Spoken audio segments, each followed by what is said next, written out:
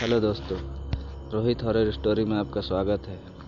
और मैं रोहित आज फिर से आप लोगों के लिए एक सच्ची डरावनी कहानी लेकर हाजिर हूँ। तो खुद भी सुनिए और अपने दोस्तों के साथ भी शेयर कीजिए और मज़ा लीजिए ये सच्ची डरावनी कहानी का।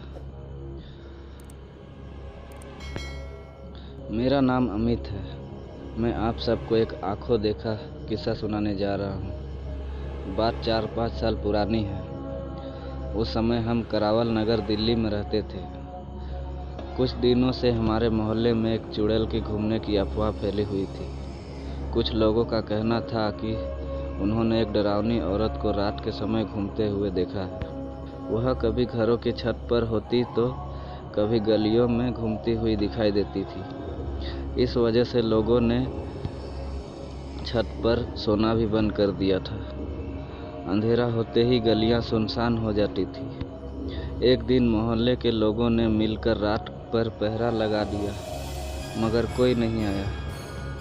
मुझे इस बात पर बिल्कुल विश्वास नहीं था। जो भी चुड़ैल की बात करता, मैं उसका मजाक उड़ाता था। मेरा मानना था कि यह लोगों का वहम है, या तो कोई इंसान लोगों को डरा रहा है। एक दिन रात की लाइट गई हुई थी। सभी लोग अंदर गर्मी में सोए हुए थे। चुड़ैल के डर से कोई छत पर जाने की हिम्मत नहीं कर रहा था। मुझे भी ऊपर जाने की मना थी, मगर गर्मी की वजह से मुझे नींद नहीं आ रही थी। तो मैंने अपना बिस्तर उठाकर छत पर चला गया। छत पर पहुंचकर मैंने देखा कि एक औरत छत की मुंडेर पर बैठी हुई थी, यानी दीवार पर। उसके हाथ में एक मांस का टुकड़ा था जिसे वह खा रही थी। उसका चेहरा दूसरी तरफ था, केवल उसके जानवरों जैसे हाथ दिखाई दे रहे थे। ये सब देखते ही मेरी तो हालत ही खराब हो गई। मैंने अपना बिस्तर वहीं छोड़ दिया और जल्दी से नीचे की ओर भागा और अपने कमरे में जाकर अंदर से दरवाज़ा बंद कर लिया। उस दिन से मुझे भी चुड़ैल वाली बात पर बिल्कुल विश्वास हो गया।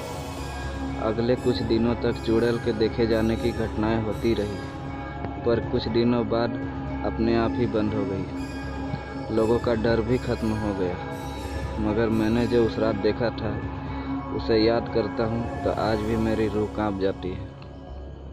तो दोस्तों, ये थी आज की कहानी। तो आपको कैसी लगी?